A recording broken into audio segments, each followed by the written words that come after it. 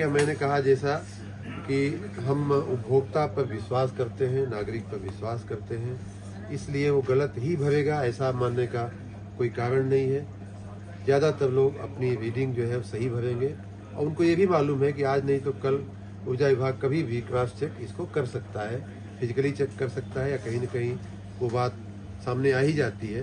तो इसलिए मैं मानता हूँ कि सभी लोग सही जानकारियाँ भरेंगे, लेकिन एक कानूनी व्यवस्था के रूप में हम लोगों ने ये भी कहा है कि अगर आपकी रीडिंग गलत पाई गई तो हो सकता है कि आपको दंड के रूप में उसकी 1.5 बिल भरना पड़ जाए। सर, मेरा एक सवाल है कि रेवेन्यू को लेकर के बहुत सीरियस रहे हैं आप, चाहे लैंड लॉस वगैरह हो, जो यूपीपीसीएल है सर, वो लगातार पिछले समय से लॉस में चल रहा है। तो आपने क्या ब्लूप्रिंट बनाया है कि आने वाले समय में यूपीपीसीएल प्रॉफिट मेकिंग हो?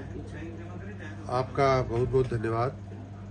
आपको मालूम है, जैसा आपने कहा कि पिछले कई वर्षों से नहीं बल्कि कई दशकों से यूपीपीसीएल और हमारा ऊर्जा विभाग घाटे में चल रहा है। लगभग 1,09 करोड़ रुपए का घाटा वर्तमान में है।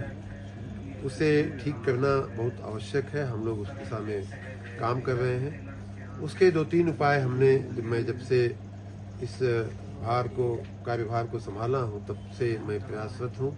एक तो AT&C लॉस कैसे कम किया जाए, उसमें भी तकनीकी लॉस पहला हमारी प्राथमिकता थी। जहाँ जहाँ ट्रांसफार्मर्स के गड़बड़ियाँ थी, जहाँ जहाँ लाइन लॉस होने के और कारण थे, उनको दूर करने का प्रयास किया गया।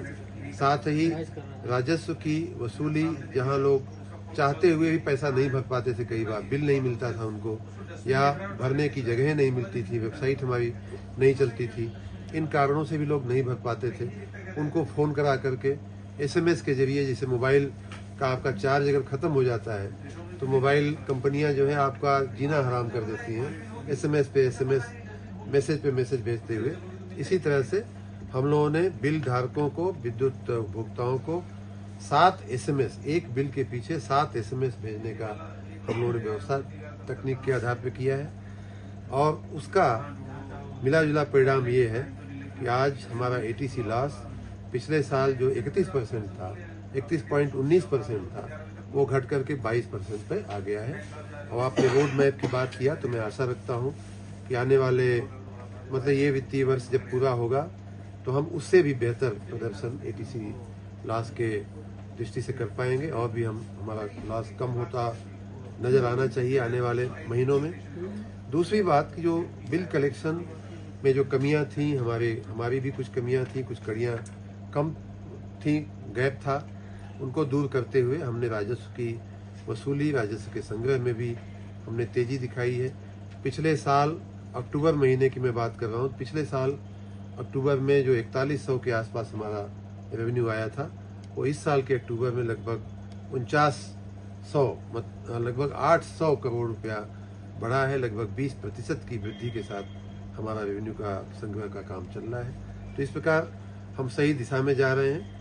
थोड़ा और प्रयास, थोड़ी और मेहनत होगी तो हम जो पिछला जो इकट्ठा हुआ घाटा है शायद उसे भी भरने में या कम करने में हम सफल होंगे। सर, कई रियायती इलाकों में हाई टेंशन तार जा रहा है, उसको लेकर क्या है? जो ATC लॉस कम हुआ है 9% से ज़्यादा, उसी एकमात्र कार्य से ही लगभग 8500 करोड़ रुपए का वार्षिक रेवेन्यू जो है हमारी बचत हो गई है। तो उस घाटे में को कम करने में वो भी एक बहुत बड़ी कमी हो गई। सर, कई रियायती इलाकों में, चिन्हित क्षेत्र में जो है रियायती हाई टेंशन तार छतों के ऊपर से जा रहा है और लंबे समय से प्रकरण चल रहा है जी।